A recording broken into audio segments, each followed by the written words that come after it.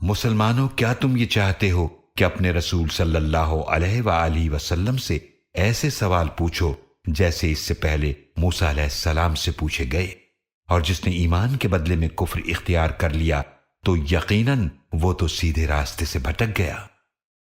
وَدَّ كَثِيرٌ مِّنْ أَهْلِ الْكِتَابِ لَوْ يَرُدُّونَكُمْ مِّن بَعْدِ إِيمَانِكُمْ كُفَّارًا حَسَدًا مِّنْ عِندِ أَنفُسِهِم مِّن بَعْدِ مَا تَبَيَّنَ لَهُمُ الْحَقُّ فَاعْفُوا وَاصْفَحُوا حَتَّى يَأْتِيَ اللَّهُ بِأَمْرِهِ إِنَّ اللَّهَ عَلَى كُلِّ شَيْءٍ قَدِيرٌ۔